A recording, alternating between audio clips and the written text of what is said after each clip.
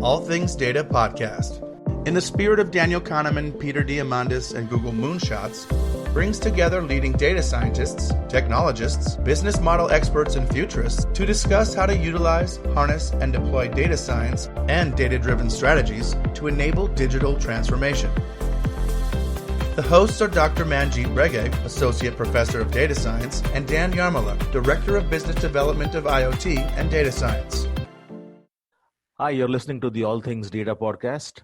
My name is Manjeet Rege. So this is a show where we talk about data science, machine learning, artificial intelligence, IoT, and how all of these things come together. And often we have people on the show where they have made an impact by using all of these technologies for the common good. And we have one such guest today here. And I'll hand it over to my co-host. Hi, Dan. Hi, Manjeet. It's great to be here, even though we're all quarantined under the coronavirus. And we have a great guest today, Jote Taddese. Welcome, Jote. Thank you. Good morning to Manjeet and Dan. Absolutely a pleasure to be here this morning. So, Jote, can you begin talking a little bit about your background? Where are you? Where do you grew up, and eventually how did you find yourself learning about data and then learning more about the impact data can make for improving lives of people? Absolutely. So for those who may have a difficulty pronouncing my full name, Jote Taddese. If you are sensing some accent in my English, I'm actually born and raised in East Africa, by way of Ethiopia and Kenya. I came to the Midwest right after completing my high school in Nairobi, Kenya. Spent about 4 years in Iowa, actually attending college. Professionally and academically, I grew up in the IT background. I studied MIS as an undergrad in a college that I attended in Iowa, the Management Information Systems.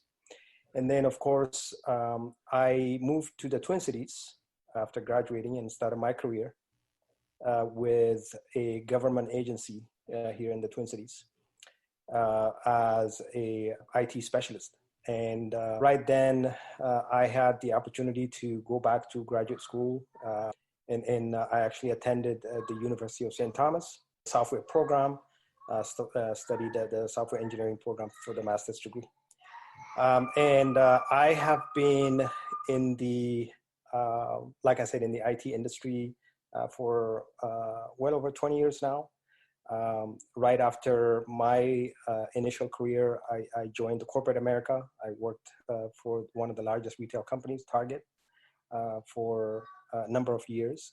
That's when actually I started getting curious about how organizations actually leverage data to run their day-to-day business. So my interest wasn't necessarily around how technology is made or created, rather how technology is leveraged to enable business growth and revenue generation and so forth. So really, this is where I would say I kind of cut my teeth learning about the capabilities that data and information brings to organizations during my time at Target. So you are one of our success stories from St. Thomas, right? So you were a student at graduate programs in software where both Dan and I teach. So you got a degree in software engineering? Correct. Okay. And then from there, you have now transitioned into the world of data. Absolutely. Since then I've joined a global medtech company here in the Twin Cities as well. I've been an IT strategist, specializing in advising and providing strategies and execution methods for not only recommendations, but also driving initiatives in actually providing quantifiable outcomes that are data-driven by nature. So Jote, after Target, how long were you there? What kind of work did you do other than recommendation systems? Were you an architect, and what's your day job today? Yeah. So my typical day in the life for me has been I've spent the majority of my career in enterprise architecture organizations, right? And currently that's where I've spent most of my time. I've been a global leader for the information architecture practice of my organization. So that really means I help expand and institutionalize the adoption of data-driven culture, information-centric thinking, and also I evaluate and research emerging trends and technologies across the industry. I work with strategic partners to bring unique capabilities, platforms and technologies that could actually provide unique opportunities, differentiating business opportunities for the company. And I work closely with delivery organizations as well. So, it's not just providing an architecture strategy and walk away, but also really ensuring the path to execution is clear and successful. So Jote, one thing that we can say that based upon your experience, you've had just voluminous big data scenarios in your life. Well, a lot of the data science questions or mid-sized organizations are grappling with, data. Do I have enough to do a machine learning model or not? In your case, you were thrown into Target and later in the medical field such that data is available and a huge wrangling task from a variety of perspectives. Absolutely. I think, first of all, the terminology, big data, sometimes depending on who you talk to, I find it to be somewhat loosely understood, right? Especially for organizations who have been in the traditional database management space, because the process and the discipline, even the platforms and the technologies go behind in enabling big data technologies is different. And there's considerable amount of upskilling or reskilling of resources that are required to really harness value out of big data. Also, Dan, you mentioned about data volume. Well, yes, data volume definitely is an important and critical component within the big data ecosystem, but also there is a lot to be said about data accuracy and completeness as well, because that drives the quality of the analytical outcomes, the business insights, the predictive insights that data scientists would come and provide to the business.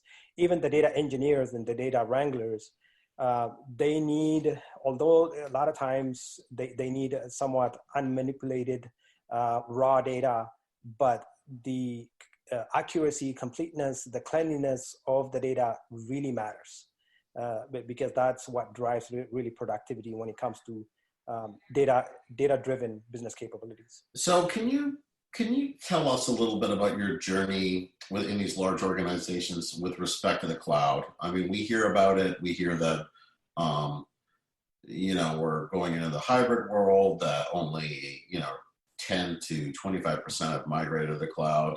What is your perspective? Where is your State of the Union, loosely without giving any confidential information up, of where do you think this is going, how you're dealing with it now? What's the real world like in these large organizations with, big data flowing? Yeah. There is no question that I think when it comes to realizing business value out of big data opportunities, cloud technologies, cloud vendors, providers have really been showing or leading the path or charting the path, so to speak. But I also think that when it comes to cloud adoption, it's a journey. There is a level of maturity that organizations have to go through. And organizations find themselves at various spots of that maturity curve. It also depends on what business those organizations are really in, because the decision criteria that, let's say, a retail company would take to accelerate their cloud adoption versus the decision criteria that a medtech company would take to accelerate that cloud adoption are somewhat different, because they are governed and are subject to various industry regulations, business environments, and compliance demands. But one thing that I've seen in my experience is that the need to embrace and fully leverage the value that cloud technologies provide is no longer a question of if, it's a question of when, right? And you know, I've seen, for example, in the major corporations that I worked in, within the retail space, there was actually a more accelerated and rapid movement towards adapting the cloud technologies, but also balancing it with cost when it comes to making that jump. Do you make that jump incrementally, or do you actually make that jump, that one big leap? Within the medtech space, of course, security, privacy has become a hot topic for many years now. And on top of that, we also have geographic, regional regulations from a data privacy standpoint that has come up over the last 5 years that have forced organizations to rethink around how they actually proceed with their cloud adoption. So the short answer is, I think it's industry specific, but at the macro level, I truly believe that leveraging cloud technologies to drive innovation, drive business transformation, business growth is really the future. Jote, can you talk a little bit about data privacy concerns, especially that large enterprises face while embracing cloud? Oh, absolutely. And so this is something that I had dealt with in my work setting, especially the GDPR regulations that have been enacted since this past year, right? And especially in Europe. So the thing that makes it challenging and somewhat complex is there has not been a global standard when it comes to data privacy and security yet, at least especially when it comes to sensitive data, private data, health data, right? And and we've seen regulations that have come up from China, from Russia, from Europe. They had their own set of flavors and variations, right? And truly speaking, they actually sometimes, depending on the footprint that organizations have in those regions and geographies, sometimes it could be disruptive to normal business operation. So that space has not fully been figured out yet. So when it comes to making sure that where is data created, where is data stored, how is data shared, and if the data is shared, what are the key attributes of that data that is okay to share while complying with the specific data privacy and security rules and regulations of that specific country, right? And so the analogy that I always give is that, traditionally, when you think about, natural resources, oil, diamond, gold, right? Those have been really jurisdictional and economic assets of governments and countries. And I think now the emerging trend is that governments and countries are beginning to treat data as their economic asset, their citizens' data as an economic asset, as a jurisdictional asset. Therefore, applying their own rules and regulations when it comes to how to keep it secure and how to ensure privacy. Well, I mean, just to take that further, using you know uh, data of your citizens as an asset, if that asset falls into wrong hands, then it could be used, adversely against your citizens as well. Um, you could have a medical device embedded in a patient, and it could be, if it is a device that is connected, and if that particular application falls into the wrong hands, you can now control the behavior of that medical device embedded in um, citizens of a particular country as well. Oh, absolutely. I mean, the implications are far-reaching, right? Especially when it comes to, as you mentioned, Manjeet, the devices that are implantable, even insertable devices that have the ability to generate data, transmit data, receive data, act on data, right?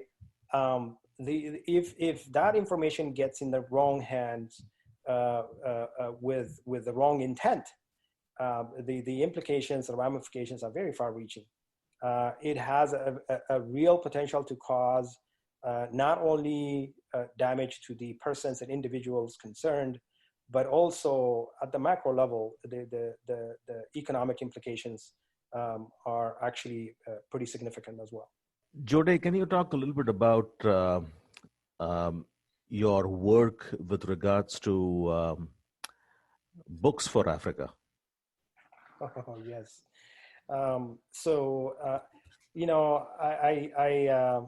I tell people that I have, the daytime job I do by profession, and then of course by passion I work for Books for Africa. Books for Africa, for those who are not familiar with the organization, it's a nonprofit organization based here in St. Paul, Minnesota. It is the world's largest shipper of text and library books to the entire African continent. In fact, we are well on track to shipping our 50th million book shipments to the continent. We've touched all of the 55 countries in Africa in terms of our shipments and footprints. I came to know about Books for Africa back in 2011. And that was because in 2011, as a African diasporans do, I took a trip back to my home country with my family. And that was actually a trip that I took after many years of being here in the Twin Cities. And I visited many of the areas where I grew up, my parents and great parents, and of course, ancestors also born and raised. And by the time I came back with making a lot of promises to a lot of people about building a library in the communities that I honestly didn't know how to keep. I started researching, and I came to learn about Books for Africa. And that's where my work with Books for Africa started, when I started organizing local community members and also global community members who have affiliations back to a hometown where my parents and grandparents were born and raised, to build the first library for a community of about 200,000 plus people. And fast forward, the library was built, and 22,000 books were shipped, and a number of computers were also included in that shipment. I was actually asked to serve on the board for Books for Africa. And then a few years later, I was given the opportunity to become the president of the board for Books for Africa.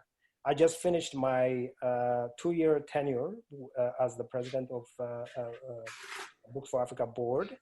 It is a nonprofit organization that has been has had a rating with Charity Navigator in the top 4% of all nonprofit organizations in the U.S. I mean, there are over 1 million nonprofit organizations in the U.S., and that's really a very coveted spot to be in for Books for Africa. And we're excited about 2020 and really reaching and passing the 50 million books shipment mark.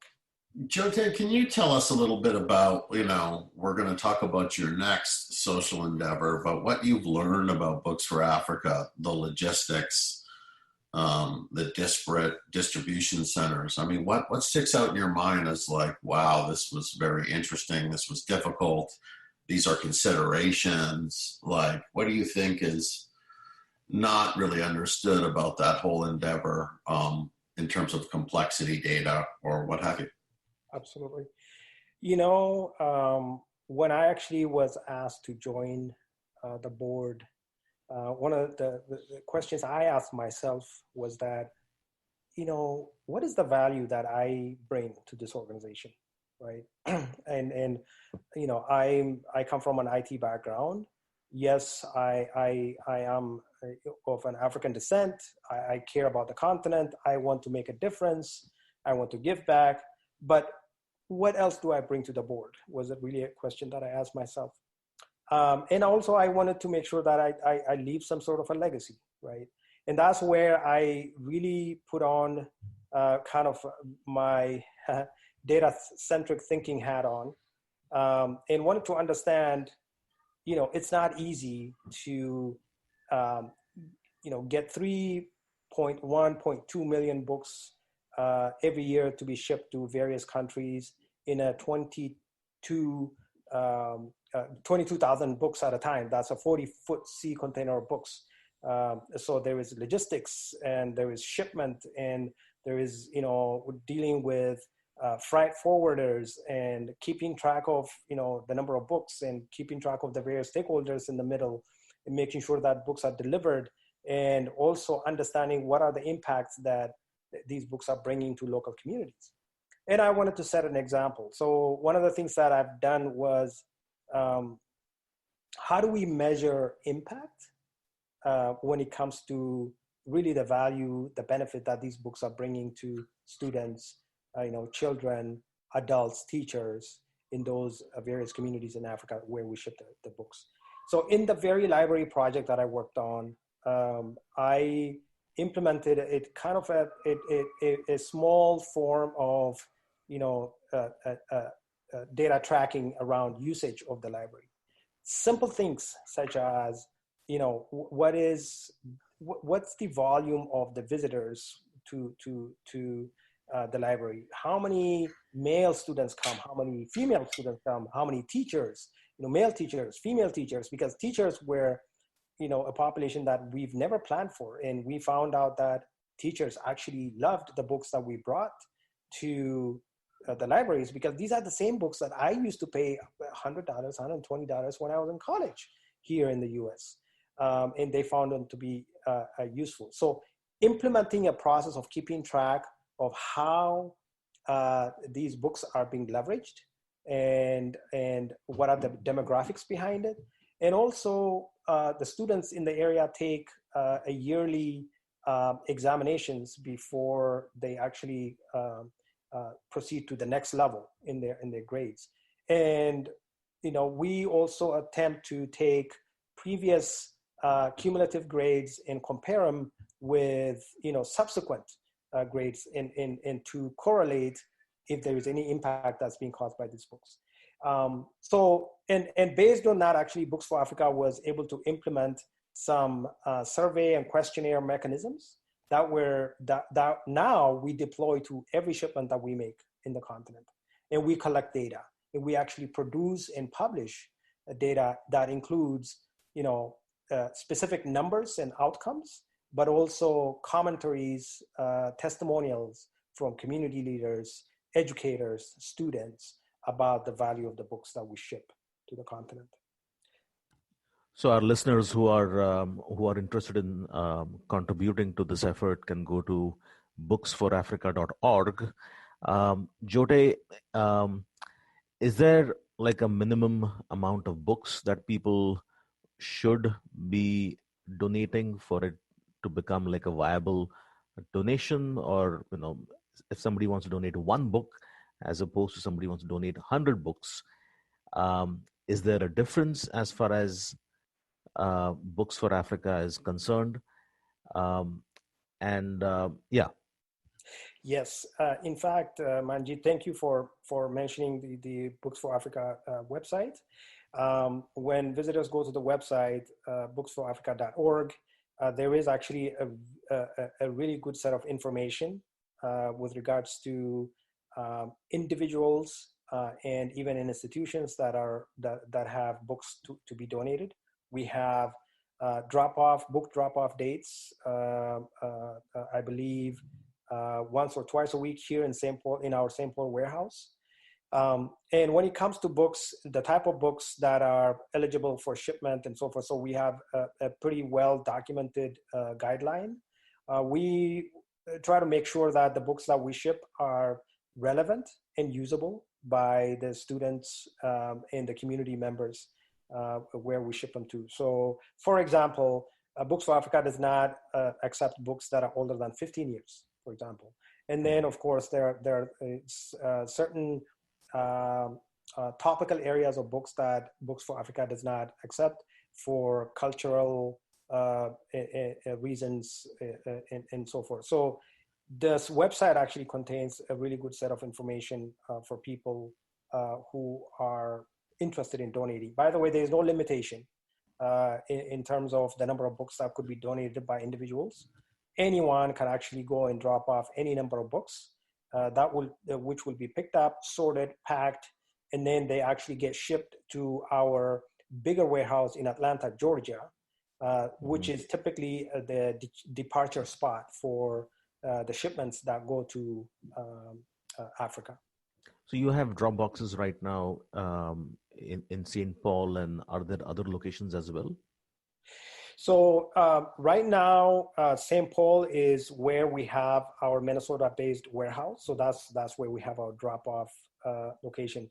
However, for individuals who may be living in adjacent cities, outside of the Twin Cities, St. Paul, who may not be able to come drop them off, we always make arrangements, even for our warehouse staff to make an arrangement either to come pick them up or arrange for a transportation to be picked up based on the volume of the books. And the website actually contains the number for our warehouse manager as well.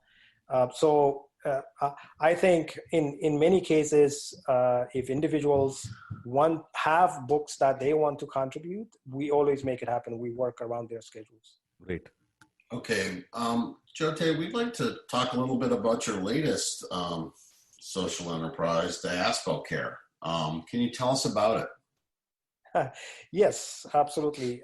So, I think as technologists and also enthusiasts of innovation, all of us, there are things that we keep, near and dear to our hearts when it comes to, be it for a specific cause, concept models and so forth. So Diaspora Care is a concept that is really hits to the core of being home away from home.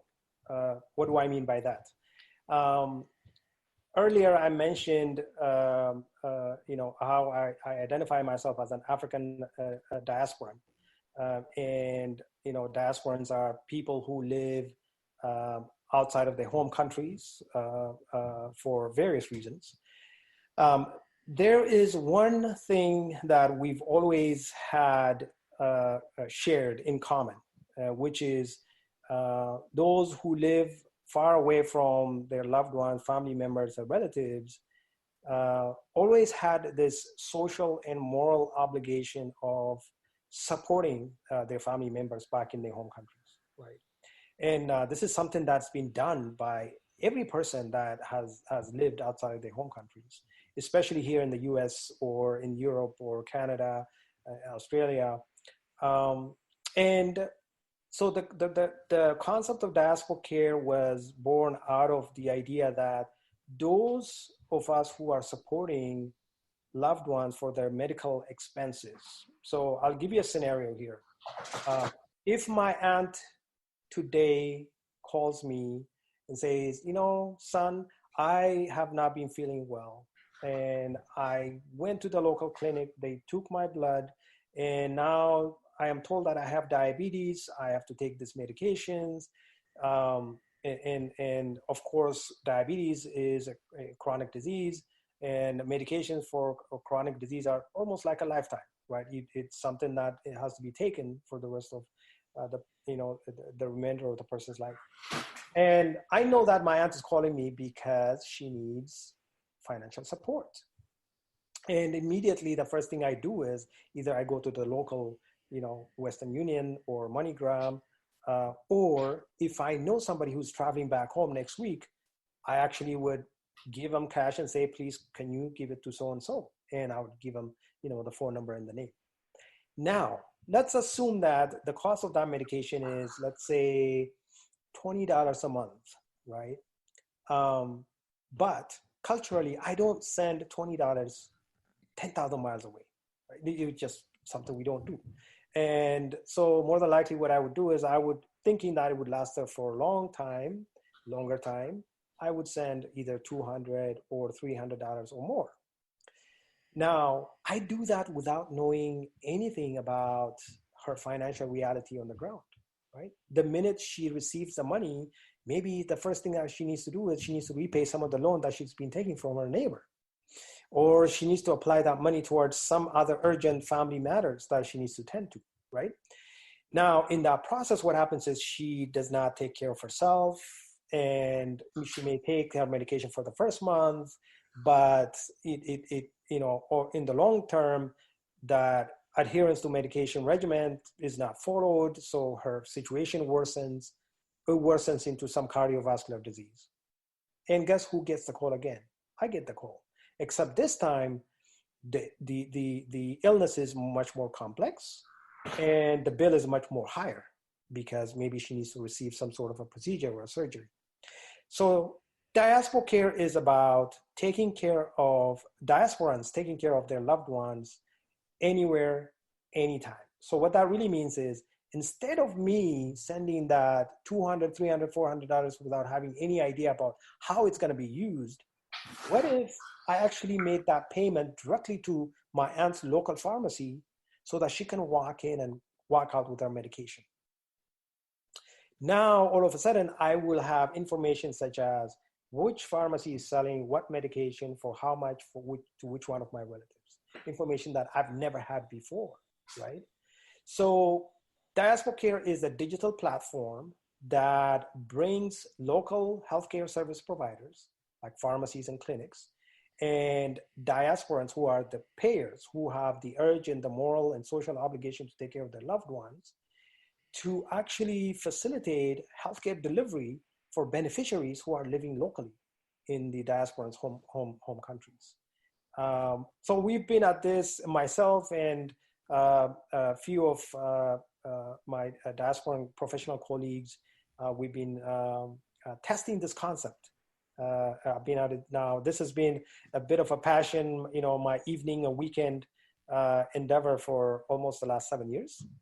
And I am happy to say that we are now fully testing a pilot actually deployed in 2 countries in West Africa and in East Africa, namely Ghana and Kenya. So it's been a tremendous and actually exciting journey for me, because this is where I am able to apply actually all the knowledge and the expertise and the education that I've been able to gain here, and being in the medtech space as well, really understanding the needs of patients and the journey towards getting well, how it could be applied to our very own relatives and loved ones and family members back in our home countries. Jote, so this then leads to like a cashless transaction as far as the loved one is concerned back home, right? Correct. Correct. So this is what we think of it in terms of course, personas, which you guys are familiar with. So when we think about a platform strategy such as Diaspora Care, it's about the supply and the demand, right? We already know that there is a need for diasporans to pay for the healthcare expenses of their loved ones. And Diaspora Care is not a remittance platform. It's not a fintech platform. In fact, what we do is we integrate with fintech innovators. So for example, we are working with a very established and well-respected, one of the largest banks in Africa called EcoBank. So what we do is this integration allows us to facilitate that last mile payment. So we ensure that when, for example, my aunt goes into the local pharmacy, she says, I'm here to pick up my medication. There's someone who will pay for me. They would actually, this is a mobile platform, look up her information, which also shows me as her sponsor because I'm the one who enrolled her under my account. They would create the prescription and I would get a notification that says, your auntie just picked up her medication, and then whatever payment method that I provided, the payment is deducted, and also ensure that the payment is directly deposited in the bank account of the service provider. So that way there isn't any manual handshake in between, and there is full transparency and auditability with regards to from the point of prescription creation all the way to the disbursement of the payment. So I'm assuming that you have other healthcare providers partnering into this as well, like primary care doctors and specialists as well, right?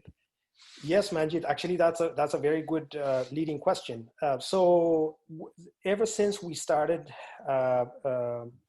testing, learning, and re-architecting, redeploying this platform, we also have been surveying the various customer segments in terms of what additional services would they like. So for example, there are many of the paying diasporans who say, yes, it's great that you're enabling me to make payments for my loved one's medications, but also I would love to hire a doctor to go see my family at their home.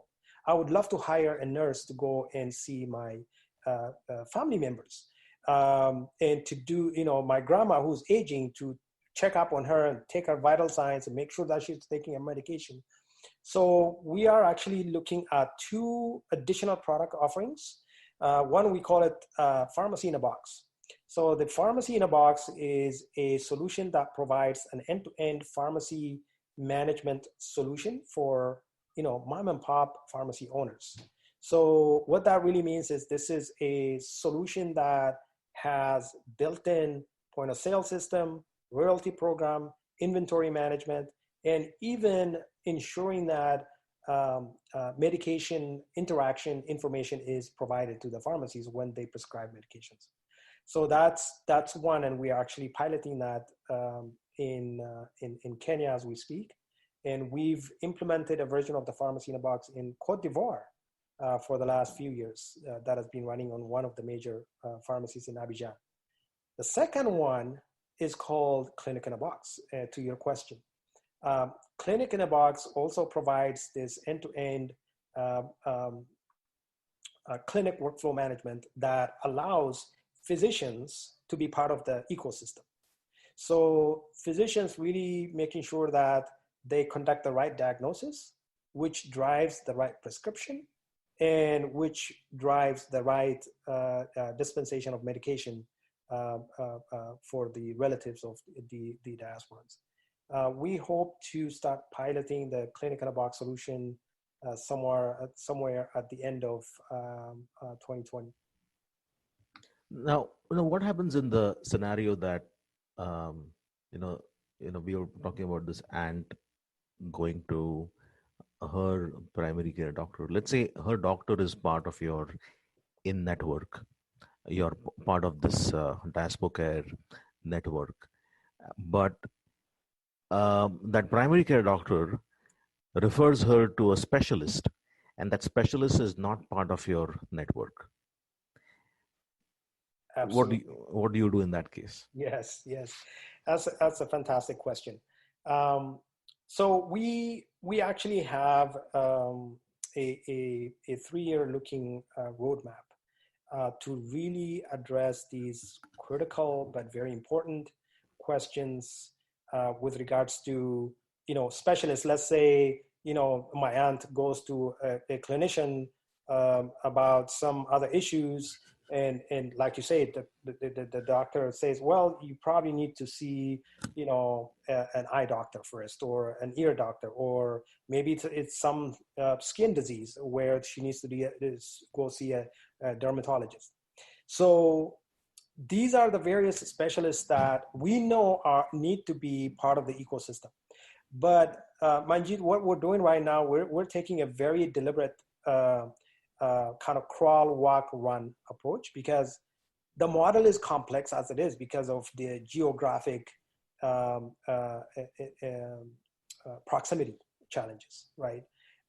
And we're, as you know, the healthcare system in Africa, in much of developing world, is very decentralized and not well organized either, like we see here in the US, right? And so we also know that, for example, the doctor to patient ratio is significantly different from what we see here in the US. And the other one is, you'll be very surprised, there is a statistic out there when it comes to healthcare expense, the dollars that are available per patient here in the US per year is close to $10,000. The last time I heard. And you take the same calculation, and if you take a look at a country like Ghana, the average expense per capita per person per year is about $98, right? So you look at the needs of hypertensive or diabetic patients here in the US or in somewhere in Ghana, where the needs are the same. They want to feel better. They want to become productive members of society. They want to be there for their families. They want to provide for their families, right? But their journey of getting well is drastically different. This is why we feel that the collective financial power of diasporans, those who live outside of their home countries. I'll give you another number, Manjeet. Last year alone, the total remittance back to sub-Saharan Africa by African diasporans was close to $50 billion. Now, it's estimated that somewhere between 20 to 30% of that remittance is towards healthcare expenses, which none of it is adequately tracked, actually. So we feel that we have a great opportunity to enhance this healthcare inclusion, right? This is where if I am able to make those micro payments for my loved ones to get the key critical medications they need, instead of blindly sending the $200, $300, $400 each time somebody calls me, if I actually have a platform like this, my money will go a long way. Now, all of a sudden, instead of just one person, I can support 10, 20, 30 people, relatives.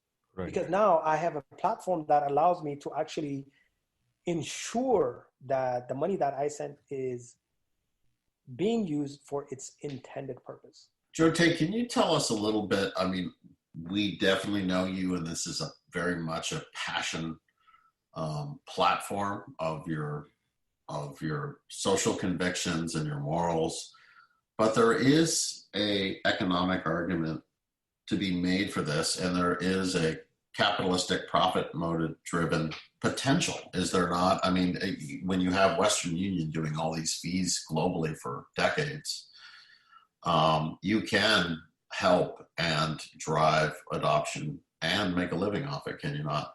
I mean, theoretically speaking. Absolutely. I think it is very prudent to be very clear is that, first of all, Diaspora Care is not a non-profit organization. So we believe in creating economic value from this endeavor while enabling healthcare inclusion.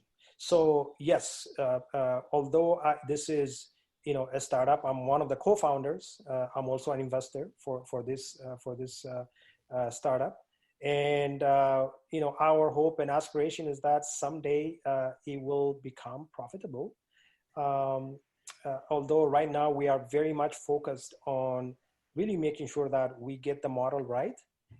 It is scalable. It is viable, and where we can attract key partners to become part of the ecosystem.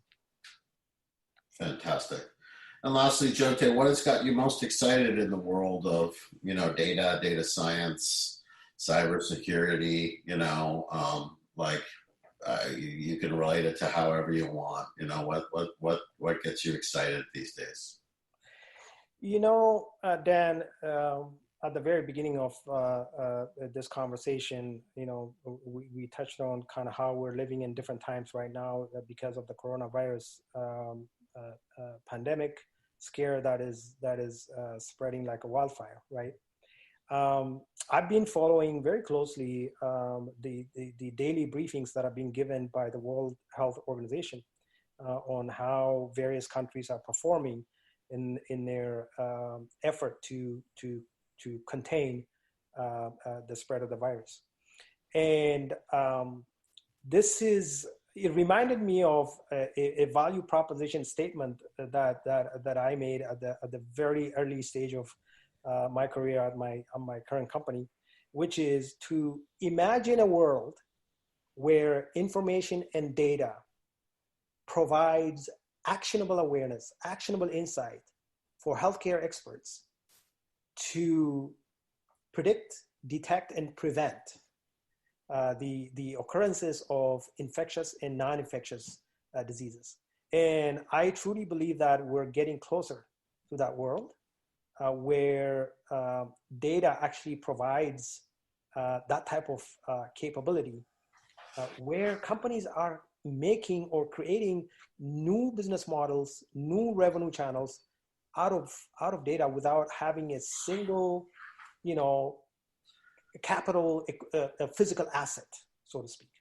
And that's what gets me excited. I know lots of families and communities are under a tremendous amount of stress, businesses, but I also am optimistic in terms of what is possible through the use of data that actually brings new opportunities, especially for those who live in communities that are underserved, for those who live in communities that are vulnerable, but also for those who are in the forefront of innovations and data-driven innovations, data scientists, data wranglers, who are getting the tools and the space to be able to create what's possible for the future. I would also like to pose a statement or a question, or for you both, Manjeet and Jote, to respond to, is that we're at this unprecedented time now. We're all kind of lifelong learners and educators, and we've had online distance learning, we've had Slack channels and disparate communication with work teams. But I think for the first time, instead of just kind of giving lip service to this online learning environment and online collaboration environment, and saying that the technological layers are there, that, new systems of thinking will emerge to make this really a reality. There's really, I'm often just kind of perplexed why we still have the same grade school educational systems that we have today with our kids. It's kind of like factory World War II, bring them all in, teach them these things as opposed to customized learning. And I think this moment will give us an opportunity to really do a large scale experiment with this and learn and push it forward and push remote diagnostics, remote working to another level. And, until this time, I couldn't think of one that was really the anchor or the real catalyst for change. So I'll leave it, that last statement up to you guys in this kind of crazy time. If you have any thoughts. Yeah, absolutely. All of us are suddenly working from home. The educators are looking at ways to deliver the same educational value that existed in face-to-face as before by delivering it online. So this is a moment where this could be lasting for a few weeks. This could be lasting for a few months. But I think these are times when scientists, educators, any innovator could take this moment and think of ways to innovate and reinvent some of the ways that we have been doing the stuff in the past. In the past, where we have always kind of not embraced technology to the fullest, be it in terms of any care, healthcare or education.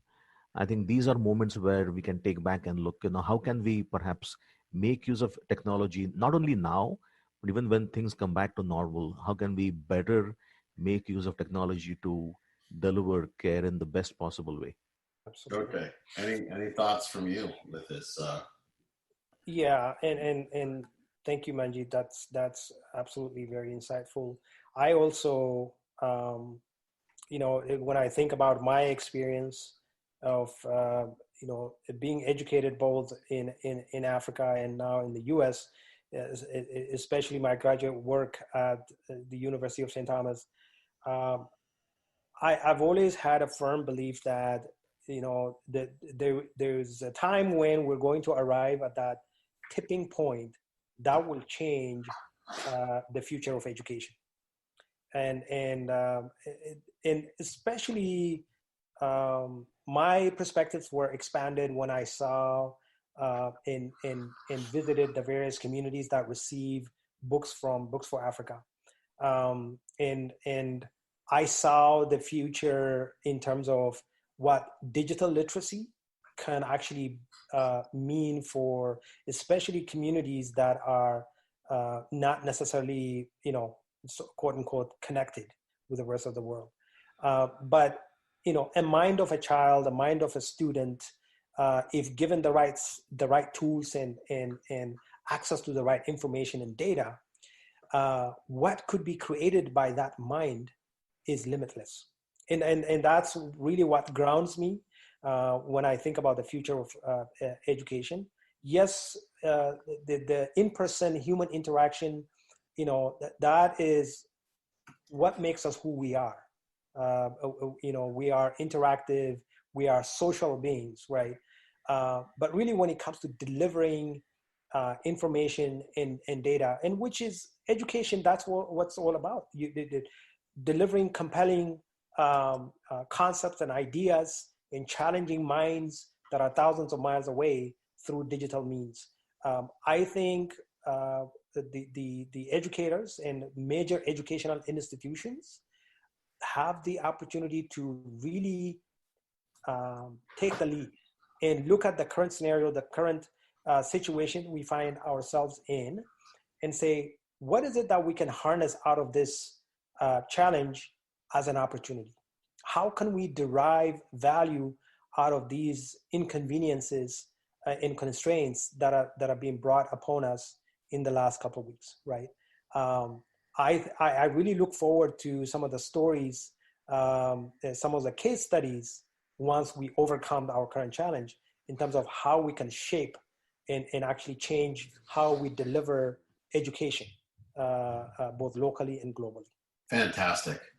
That's a great perspective. And let's all try to, I think about using this time to do that certification or that content or that heavy thinking, slow and fast thinking, as Daniel Kahneman would put it, to kind of analyze some things that we've had on the back burner and also just have a little grace to this moment of challenging times. So, Jote, it's a great to have you on the All Things Data podcast, talking about very great global problems and your mindset to deal with those things. So, thank you for your time, sir. Absolutely. And this is fantastic. I really appreciate both you, Dan, and Manjeet, for giving me the opportunity to talk about this topic, because, like I say, this is a topic that's very near and dear to my heart. And I hope to talk to you guys sometime again. But absolutely, let's stay connected offline and let's get those ideas flowing. Fantastic. Thank you, Jote. Thank you. Thank you. Bye-bye.